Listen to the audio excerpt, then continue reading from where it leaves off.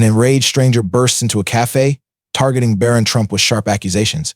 But what unfolds next is nothing short of extraordinary. A conversation so profound and unexpected, it transforms the entire room and challenges everyone to rethink their judgments. It was a breezy afternoon in the heart of Philadelphia, the aroma of freshly brewed coffee wafting from a cozy corner cafe. Inside, the hum of conversation and the gentle clink of cups created an inviting atmosphere. At a small table near the window sat Barron Trump, his tall frame slightly hunched over a thick book. Dressed in a plain hoodie and jeans, he looked like any other young man seeking a moment of solitude, or so it seemed. For Barron, this cafe was a rare escape. As the youngest son of a former president, his life was often overshadowed by public scrutiny and relentless attention. But here, amidst strangers scrolling through their phones and sipping lattes, felt a fleeting sense of normalcy. Lost in his book, Barron didn't notice the rising tension in the room until it broke sharply. "You think you're better than the rest of us?" The voice, loud and biting, shattered the cafe's calm. Conversations halted mid-sentence. Heads turned toward a man standing just feet from Barron's table. He was in his late 40s, his face lined with frustration and his expression simmering with anger. His clothes, though neat, bore the wear of someone familiar with hardship. His presence exuded tension, his stance rigid and his tone unrelenting. Barron froze for a brief moment, his surprise evident. The man's accusation sliced through the air, heavy with challenge. The warm cafe now felt charged, the weight of every gaze fixed on the unfolding confrontation. For a moment, Barron froze, not out of fear, but out of surprise. This wasn't something he'd anticipated when he picked this cafe for a quiet afternoon. The tension in the room thickened as all eyes focused on the unfolding scene. "You've got everything handed to you on a silver platter," the man continued, his voice trembling with anger. "Do you even know what it's like to struggle?" The other patrons exchanged uneasy glances, unsure whether to intervene or stay silent. The barista behind the counter hesitated, her hand hovering near the phone. Barron's calm demeanor contrasted sharply with the man's intensity. He closed his book slowly, placing it on the table, and looked up at the man. "Sir," he said, his voice steady but quiet, "I'm not sure what's upset you, but maybe we could talk about it." The man scoffed loudly. "Talk? You want to talk? What could you possibly have to say that someone like me would want to hear?" The cafe fell eerily silent. People waited, holding their breaths for what would happen next. But instead of matching the man's aggression, Barron did something no one expected, and it changed everything. Barron leaned back in his chair, his posture relaxed but attentive. The man's anger seemed to pulse through the room, making even those watching from afar feel uneasy. But Barron didn't flinch. Instead, he gestured to the empty chair across from him. "Please, sit," he said calmly, his tone disarming. The unexpected offer took the man aback for a moment, but the tension in his shoulders didn't ease. He stood there, fists clenched, glaring down at Barron. The man sneered. "Why would I want to sit with someone like you? You're just another spoiled kid who'll never know what it's like to live in the real world." A few patrons shifted uncomfortably in their seats, whispering to one another. The barista made a subtle movement, as if considering whether to intervene, but Barron kept his composure. "Maybe you're right," Barron admitted, his voice measured. "I haven't walked in your shoes, but if you sit down, maybe you can tell me what that's like." For a second, the man seemed to falter. The firmness in Barron's voice wasn't a challenge, it was an invitation. Yet, instead of taking the seat, the man leaned in closer, his voice dropping but retaining its sharp edge. "You think I owe you my story? You think that'll make you feel better about yourself?" He snapped, his words dripping with sarcasm. Barron's gaze didn't waver. "I think everyone has a story that deserves to be heard," he said. His words hung in the air, cutting through the silence. The man hesitated, as if unsure whether to lash out again or accept the unexpected civility. Meanwhile, the other customers continued to watch, their curiosity now mingled with an odd sense of hope. They weren't sure where this was heading, but they couldn't look away. Finally, after what felt like an eternity, the man grabbed the back of the empty chair and dragged it noisily across the floor. He dropped into the seat, crossing his arms defensively. His jaw was tight, his eyes scanning Barron as if searching for a crack in his calm demeanor. "Fine," he muttered. "You want to hear about the real world? I'll tell you." The tension in the cafe shifted, not entirely gone, but no longer suffocating. The barista lowered her hand from the phone. The patrons leaned in slightly, pretending not to eavesdrop but hanging on every word. Barron nodded, leaning forward slightly. "I'm listening," he said simply. And so the man began to speak. But what came next wasn't just a story, it was a revelation. If you find these stories inspiring and they motivate you to take action, please comment 9. If not, comment 0. Your feedback means a lot to us. Thank you for your valuable time. The man took a deep breath, his chest rising and falling as if trying to steady himself. When he spoke, his voice was quieter but no less raw. "You look at me and see someone angry for no reason. But you don't know what it's like to lose everything," he began, his words heavy with bitterness. He glanced around the cafe, as if daring anyone to interrupt, before his gaze landed back on Barron. "I had a job, a family, a decent life, but then the factory I worked at shut down. Just like that, gone. Hundreds of us left with nothing but promises they'd relocate us, promises that never came true." The cafe was silent, save for the faint sound of the espresso machine hissing in the background. The man's voice began to crack as he continued, his tough exterior crumbling with each sentence. "I tried to hold it together for my wife and kids. Worked whatever odd jobs I could find. But when you're scraping by, it doesn't take much to break you. My wife, she left. Took the kids with her. Said she couldn't live like this anymore." He paused, his eyes glistening. "I can't even blame her." Barron remained silent, his face unreadable. But there was no mistaking the empathy in his eyes. The man's gaze shifted to the table, his fingers tracing the grain of the wood absently, as if trying to ground himself. "Do you know what it feels like to walk into a room and know everyone is looking at you, judging you, thinking you're nothing? That's my life now every single day." The words hit hard not just for Barron but for everyone listening. A woman at a nearby table shifted in her chair, suddenly engrossed in her coffee cup, as if trying to process what she just heard. "And then I see someone like you." The man continued, his voicing slightly, "sitting here with your fancy clothes, reading a book like you don't have a care in the world. And it makes me mad, because no matter what I do, I'll never have what you have." His words hung in the air like a storm cloud, heavy and charged. Barron didn't rush to fill the silence. He let the man's pain settle, respecting its weight. Finally, he leaned forward, his elbows resting on the table. "I don't know what it's like to be in your shoes," Barron said softly.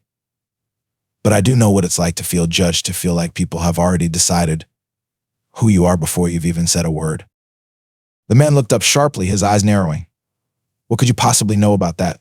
Barron's response wasn't what anyone in the cafe expected. It turned the conversation and the entire mood of the room in a way no one could have predicted. Barron took a deep breath, his steady composure making the tension in the room feel less suffocating. He leaned forward, meeting the man's skeptical glare with unwavering eyes. "You might think I've got it easy because of my name. And in some ways you're right. I've never had to worry about a roof over my head or food on the table. But that doesn't mean I don't know what it's like to feel misunderstood." Barron began, his voice calm but carrying a weight that made everyone in the cafe lean in a little closer. The man scoffed, ready to interrupt, but Barron held up a hand, not in a dismissive way, but as if to say, "Hear me out. Everywhere I go, people make assumptions about me. They think they know who I am, what I believe, what I've done, just because of my last name. They don't see me as a person. They see a caricature, someone they can project their own frustrations onto. Kind of like what's happening here." The man's face twitched as if Barron's words had struck a nerve. He didn't say anything, but his posture shifted ever so slightly, his arms loosening from their defensive cross. Barron continued, his tone measured but genuine. "I'm not saying my struggles are the same as yours, they're not. But pain is pain. Feeling like you're invisible or like you'll never be understood, that's something we all face, no matter where we come from." The cafe was utterly silent now, the kind of silence that feels thick with thought. Even the barista had stopped mid-step, her tray of cups momentarily forgotten. Barron leaned back slightly, giving the man space to absorb what he just said. "I'm not here to argue with you. I'm not even here to change your mind. I just want to understand, because I think we're all carrying things that no one else sees. And maybe we'd be a little kinder to each other if we did." The man's jaw tightened, and for a moment it seemed like he might lash out again. But instead, he exhaled sharply, as if releasing something heavy he'd been holding onto for far too long. "You really believe that?" he asked, his voice quieter now, almost unsure. Barron nodded. I do. And I think maybe deep down you do too. Otherwise, you wouldn't have told me your story. The man blinked, his tough exterior cracking just a little more. He rubbed the back of his neck, glancing around the cafe as if noticing for the first time how many people were watching. A flicker of self-consciousness crossed his face, but then he looked back at Barron. You're not what I expected, he admitted, his tone softer now. But the real surprise wasn't when said next, it was what the man did in response. The man sat back in his chair, his body language shifting from guarded to contemplative. For a long moment, he didn't say anything. The cafe was still. Every patron caught in the quiet tension of the moment. Finally spoke, his voice stripped of its earlier hostility. I came in here mad at the world, he said, shaking his head, mad at people like you who I thought had it all handed to them. But maybe I've been carrying that anger too long. Maybe it's not about you at all. Barron didn't respond right away. He let the man's words hang in the air, giving them the weight they deserved. When he finally spoke, his voice was steady and measured. I think it's easy to blame people we don't know. It's harder to face what's really hurting us. But you did that today, and I respect that. The man looked up, his eyes meeting Barron's for the first time. There was no trace of anger, only a weary kind of gratitude. You're a good kid, he said, almost reluctantly, as if the admission cost him something. I don't say that often. The shift in tone was palpable. The tension that had gripped the cafe dissolved, replaced by an unexpected sense of connection. The barista smiled faintly as she resumed her work. A couple at a nearby table exchanged glances, their expressions softening. Then the man did something that caught everyone off guard. He reached across the table, his hand outstretched. Barron hesitated for only a second before clasping it firmly. I'm sorry, the man said, his voice thick with emotion, for judging you before I even knew you. Barron smiled, a genuine expression that lit up his face. And I'm sorry if I ever gave you a reason to feel that way. The handshake lingered for a moment before the man pulled back. He stood, smoothing his shirt awkwardly, and glanced around the cafe. I think I owe everyone here an apology too, he said, his voice carrying across the room. I came in here angry. But this kid, he reminded me that sometimes we've just got to listen. The cafe erupted in quiet applause, not loud or showy, but heartfelt. The man nodded, visibly moved, and made his way to the door. He paused just before leaving and looked back at Barron. Thank you, he said simply. And then he was gone. What happened next wasn't as dramatic, but it left everyone in the cafe with something to think about. It was a moment they wouldn't soon forget. As the door closed behind the man, the cafe seemed to exhale collectively. Conversation slowly resumed, but they weren't the same. There was a new energy in the room, a shared understanding among strangers who had just witnessed something extraordinary. Barron returned to his seat, picked up his book, and took a sip of his now cold tea. But before he could fully retreat back into his solitude, a woman from a nearby table approached him. She looked to be in her 60s, with kind eyes and a warm smile. Young man, she said softly, I just want to say what you did back there was remarkable. You didn't have to listen to him, but you did. And I think you reminded all of us that sometimes kindness is all it takes to turn things around. Barron nodded, his expression humble. Thank you, ma'am. I think we all just want to be heard. The woman smiled and returned to her table, leaving Barron to his thoughts. Around him, the cafe buzzed with a different kind of energy now.